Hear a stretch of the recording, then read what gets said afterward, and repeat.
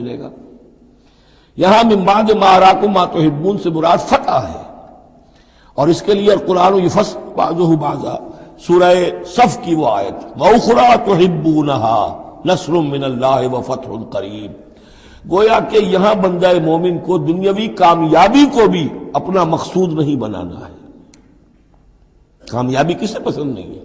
مقصود نہیں، مقصود ہے اللہ کی رضا جوئی اور اپنا فرض ادا کرنا، مقصود یہ رہے۔ باقی کامیابی ہو ناکامی ہو جو کچھ بھی ہو اللہ کی مرضی ہے، اللہ کی حکمت ہے، اللہ کب فتح لانا چاہتا ہے وہ بہتر جانتا ہے۔ تو یہاں من بعد ما اراکم ما تحبون اکثر نے یہ سمجھا ہے کہ اس سے مراد ہے مال غنیمت کی طلب میں وہ وہاں پہرا چھوڑ کر چلے گئے۔ میرے نزدیک یہ بات صحیح نہیں ہے، یہاں پر ما تحبون سے مراد فتح ہے۔ وَلَقَدْ صَدَقَكُمُ اللَّهُ وَعْدَهُ إِذْ تَحُسُّونَهُم بِإِذْنِهِ حَتَّىٰ إِذَا فَشِلْتُمْ وَتَنَازَعْتُمْ فِي الْأَمْرِ وَعَصَيْتُم مِّن بَعْدِ مَا أَرَاكُم مَّا تُحِبُّونَ مِنكُم مَّن يُرِيدُ الدُّنْيَا، تم میں سے وہ بھی ہیں جو دنیا چاہتے ہیں، دنیا میں کامیابی ہو جائے، ہمارا بول بالا ہو جائے، حکومت ہماری قائم ہو جائے۔ مِنكُم مَّن يُرِيدُ الدُّنْيَا وَمِنكُم مَّن يُرِيدُ الْآخِرَةَ، تم میں وہ بھی ہیں جو صرف آخرت کے طالب ہیں۔ ثم صرفکم عنہم، تو گویا کہ تم ہم سے شکایت نہیں کر سکتے، کوئی شکوہ نہیں کر سکتے، لیکن جب تم نے یہ کام کیا حتی اذا فشلتم وتنازعتم فی الامر وعصیتم من بعد ما اراکم ما تحبون، اس کے بعد فرمایا ثم صرفکم عنہم لیبتلیکم، پھر اللہ نے تمہارا رخ پھیر دیا ان کی طرف سے۔ پہلے تو یہ تھا کہ وہ بھاگ رہے تھے اور تم ان کے پیچھے ان کا تعاقب کر رہے تھے، اب وہ الٹا معاملہ ہو گیا کہ اب تم پیچھے اپنی جان بچانے کے لیے ادھر ادھر جا رہے ہو۔ لیبتلیکم، تاکہ تمہیں اور ابتلا میں مبتلا کرے، امتحان اور لے تمہارا۔ وَلَقَدْ عَفَا عَنْكُمْ، لیکن ساتھ ہی معافی نامہ بھی ہے، اللہ تمہیں معاف کر چکا ہے۔ جو بھی خطا ہو گئی ہے، جو بھی غلطی ہو گئی ہے، کسی سے ہوئی ہے، اللہ نے معاف فرمایا۔ وَاللَّهُ ذُو فَضْلٍ عَلَى الْمُؤْمِنِينَ، اور اللہ تعالیٰ اہل ایمان کے حق میں بہت فضل والا ہے۔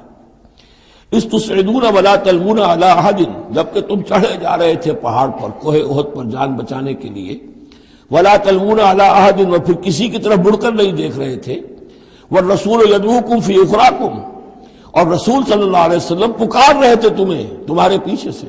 بھگدڑ جب مچ جاتی ہے تو صورت یہ ہو جاتی ہے۔ حضور کے گرد تو آ گیا تھا، نرغہ کر لیا گیا تھا، اور یہ کہ بعض صحابہ نے اپنے جسموں کو ڈھال کا کام، یعنی ڈھال کے طور پر استعمال کیا ہے، تب حضور صلی اللہ علیہ وسلم کو وہ بچانے میں کامیاب ہوئے ہیں۔ ویسے تو بچانے والا اللہ ہے، لیکن جو وسائل دنیاوی ہیں اس کے اعتبار سے۔ فَأَصَابَكُمْ غَمًّا بِغَمٍّ لِكَيْ لَا تَحْزَنُوا عَلَىٰ مَا فَاتَكُمْ، پھر اللہ تم پر غم کے بعد غم مسلسل ڈالتا رہا تاکہ تم غمگین نہ ہوا کرو اس پر کہ جو تم سے تمہارے ہاتھ سے جاتا رہے، وَلَا مَا أَصَابَكُمْ، اور نہ اس تکلیف پر جو تم پر پڑے۔ یعنی رنج سے خوگر ہوا انسان تو مٹ جاتا ہے رنج۔ آدمی کو اگر کبھی اتفاقاً ہی کوئی رنج ہوتا ہو ایک، تو وہ رنج کا اثر بہت رہے گا، لیکن جب یہ ہے کہ پے بپے رنج آ رہے ہوں، اور سب سے بڑا رنج جو آیا وہ حضور کے انتقال کی خبر جب اڑ گئی، تو اپنے تن بدن کا تو ہوش ہی نہیں رہا کہ کسی کو کیا زخم لگا ہوا ہے، اور خود اس کا کوئی بازو کٹا ہوا ہے۔ اس طریقے سے اللہ تعالیٰ نے ان کے جو اس وقت کی کیفیت تھی اس میں تخفیف پیدا کر دی۔ واللہ خبیر بما تعملون، اور اللہ تعالیٰ باخبر ہے اس سے جو تم کر رہے تھے۔ ثم انزل علیکم من بعد الغم امنۃ، پھر اس غم کے بعد اللہ تعالیٰ نے تم پر ایک اونگ، نیند سی طاری کر دی، نعاسا امنۃ نعاسا یغشا طائفۃ منکم، کہ جو تم میں سے ایک گروہ کے اوپر جو ہے وہ طاری ہو گئی۔ اور یہ نیند جو آتی ہے یہ اطمینان قلب کا مظہر ہوتی ہے، کہ جیسے اب سب کچھ انسان نے بھلا دیا اور یہ کہ اس کی کیفیت جو ہے ہو گئی ہے، تو یہ اللہ کی رحمت کے طور پر ہوا۔ وَطَائِفَةٌ قَدْ أَهَمَّتْهُمْ أَنفُسُهُمْ يَظُنُّونَ بِاللَّهِ غَيْرَ الْحَقِّ، البتہ ایک گروہ ایسا تھا کہ جنہیں اپنی جانوں کی پڑی ہوئی تھی اور وہ اللہ کے بارے میں ناحق گمان کر رہا تھا، ظن الجاہلیہ، جہالت والے گمان کر رہا تھا۔ یعنی اگر کوئی بچے کھچے منافقین بھی رہ گئے تھے عبداللہ ابن ابی کے 3 سے آدمیوں کے جانے کے بعد، اگر کوئی 2-4 ہوں تو ان کا حال یہ تھا کہ اس وقت انہیں اپنی جانوں کے لالے پڑے ہوئے تھے، جب یہ کیفیت ہو تو وہ اونگ کیسے آئے گی؟ تو ان کا تو حال یہ تھا کہ ان کے دل میں وسوسے آ رہے تھے کہ اللہ نے تو مدد کا وعدہ کیا تھا، وہ مدد تو پھر جھوٹی ہو گئی، بات تو اللہ کا جو ہے اللہ کی بات سچی ثابت نہیں ہوئی۔ ظن جاہلیت ان کے دماغوں میں پیدا ہو رہا تھا۔ وطائفۃ قد اہمتہم انفسہم، انہیں اپنی جانوں کے لالے پڑ گئے، یظنون باللہ غیر الحق ظن الجاہلیہ، وہ اللہ کے بارے میں گمان کر رہے تھے ناحق، کیونکہ جاہلیت کا ظن تھا۔ یقولون حل لنا من الامر من شیء، اور وہ کہہ رہے تھے کہ ہمارے لیے بھی کوئی اختیار میں حصہ ہے یا نہیں۔ ہو سکتا ہے یہ وہ لوگ ہوں جنہوں نے اس وقت بھی مشورہ دیا تھا کہ جیسے حضور کی رائے تھی کہ مدینے کے اندر ہی محصور رہ کر جنگ کی جائے، ہماری بات نہیں مانی گئی تو ہمارا بھی کوئی اختیار ہے کہ نہیں، ساری بات محمد کی چلے گی صلی اللہ علیہ وسلم۔ یہ بھی جماعتی زندگی میں ہوتا ہے، انسان جو ہے پسند نہیں کرتا، ہر شخص چاہتا ہے میری بات بھی ہو، میری بات کو بھی مانا جائے، میری رائے جو ہے وہ بھی چلے۔ آخر ہم سب اپنے امیر کی رائے ہی مانتے رہے، کیسے ہوگا؟ تو حل لنا من الامر من شیء، وہ ہمارے بھی اختیار میں کچھ ہے یا نہیں، ہمارا بھی کوئی اختیار ہے کہ نہیں۔ قل،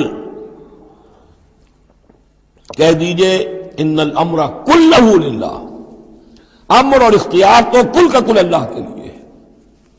یخفون فی انفسہم ما لم یبدون لک، اے نبی یہ اپنے دل میں وہ بات چھپا رہے ہیں ما لا یبدون لک، جو آپ پر ظاہر نہیں کر رہے، ان کے دل میں کیا ہے اب اللہ کھول کر بتا رہا ہے۔ یقولون لو کان لنا من الامر شیء، یہ کہہ رہے ہیں کہ اگر ہمارا اختیار چلتا، ہماری رائے مانی جاتی، ہمارے مشورے پر عمل ہوتا، ما قتلنا ہا ہونا، تو ہم یہاں قتل نہ ہوتے، یعنی ہمارے اتنے لوگ یہاں پر شہید نہ ہوتے۔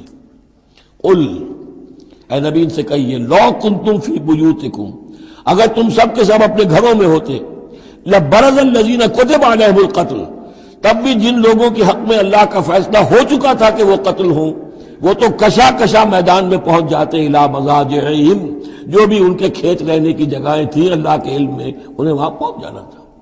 یہ تو اللہ تعالیٰ کے فیصلے ہوتے ہیں، تمہاری تدبیر سے اس کا کوئی تعلق نہیں۔ جن کے لیے یہ طے تھا اللہ کے علم میں، اللہ کی مشیت میں، کہ انہیں یہ جو خلعت فاخرہ ہے، شہادت کی پہنانی ہے، وہ آتے خود بخود پہنچ جاتے، گھروں سے نکل کر آتے کشا کشا۔ وَلَيَبْتَلِيَ اللَّهُ مَا فِي صُدُورِكُمْ، اور یہ تو اللہ تعالیٰ اصل میں جھان پھٹک کر رہا ہے جو تمہارے دلوں میں ہے، اس کی ابتلا کر رہا ہے، آزما رہا ہے۔ وَلَيُمَحِّصَ مَا فِي قُلُوبِكُمْ، اور تاکہ وہ بالکل پاک اور خالص کر دے جو کچھ تمہارے دلوں میں ہے۔ وَاللَّهُ عَلِيمٌ بِذَاتِ الصُّدُورِ، اور اللہ تعالیٰ سینوں کے اندر کی مخفی باتوں کو بھی جانتا ہے۔ إِنَّ الَّذِينَ تَوَلَّوْا مِنكُمْ يَوْمَ الْتَقَى الْجَمْعَانِ، وہ لوگ کہ جو میدان جنگ سے چلے گئے اس دن جس دن کی دو جمعیتیں ایک دوسرے کے مقابلے میں آئیں۔ یہ تذکرہ ہو رہا ہے کچھ ایسے حضرات کا کہ جو جنگ کی جب شدت ہوئی تو وہ جان بچانے کے لیے، جیسے کچھ لوگ کوہ احد پر چڑھے تھے، وہ ذرا اس سے آگے بڑھ کر میدان ہی سے فرار کر گئے۔ ان میں حضرت عثمان رضی اللہ تعالیٰ عنہ کا نام بھی آتا ہے۔ اب وہ کیفیت ایسی اضطراری کیفیت تھی کہ اس میں کسی سے کسی ضعف کا، کمزوری کا اظہار ہو جائے تو وہ بالکل ایک قرین قیاس بات ہے۔ جب حضرت عمر سے اظہار ہو گیا تو اور بہرحال حضرت عثمان رضی اللہ تعالیٰ عنہ کا درجہ تو ان کے بعد ہی ہے، وہ جذبات میں آ کر تلوار چھوڑ کر بیٹھ گئے۔ تو اسی طرح کی بات ہے، ان الذین تولوا منکم یوم التقى الجمعان، بے شک وہ لوگ جو ہٹ گئے میدان سے، فرار کی راہ اختیار کر گئے جس دن کے دو فوجیں آپس میں لڑی۔ انما استزلهم الشیطان بعد ما کسبوا، یہ اصل میں شیطان نے ان کے پاؤں پھسلا دیے تھے ان کے بعض افعال کی وجہ سے۔ کوئی کسی وقت تقصیر ہو گئی ہے، کوئی کوتاہی کسی وقت ہو گئی ہے، اور وہ ہر ایک سے ہو سکتی ہے، معصوم تو صرف نبی ہوتے ہیں۔ اس کی وجہ سے شیطان کو پھر موقع مل جاتا ہے کہ کسی موقع پر وہ اڑنگا لگا کر اس شخص کو، خواہ وہ کتنا ہی نیک ہو اور کتنا ہی صاحب رتبہ ہو، پھر یہ کہ کہیں کسی جگہ پھسلا دے۔ وَلَقَدْ عَفَا اللَّهُ عَنْهُمْ، اللہ انہیں معاف کر چکا ہے۔ یہ الفاظ بہت اہم ہیں، اس لیے کہ اہل تشیع نے اس چیز کو بہت اچھالا ہے، حضرت عثمان کی جو ہے وہ توہین کرتے ہیں، ان کے اوپر تنقید کرتے ہیں کہ یہ تو بھاگ گئے تھے میدان جنگ سے پیٹ دکھا کر، اور وہاں یہ بھول جاتے ہیں کہ اللہ تعالیٰ نے تو اعلان کیا ہے ان کی معافی کا، چاہے حضرت عثمان تھے یا اور بھی تھے۔ وَلَقَدْ عَفَا اللَّهُ عَنْهُمْ، اللہ انہیں معاف کر چکا ہے۔ اب کسی مسلمان کے لیے جائز نہیں ہے کہ ان پر زبان طعن دراز کرے۔ ان اللہ غفور حلیم، یقیناً اللہ تعالیٰ معاف فرمانے والا اور حلم والا ہے، حلیم۔ یا ایھا الذین آمنوا لا تکونوا کالذین کفروا وقالوا لاخوانہم اذا ضربوا فی الارض او کانوا غزا لو کانوا عندنا ما ماتوا وما قتلوا۔ اہل ایمان تم ان لوگوں کے مانند نہ ہو جاؤ جنہوں نے کفر کیا اور جنہوں نے اپنے بھائیوں کے بارے میں کہا جبکہ وہ تھے زمین میں سفر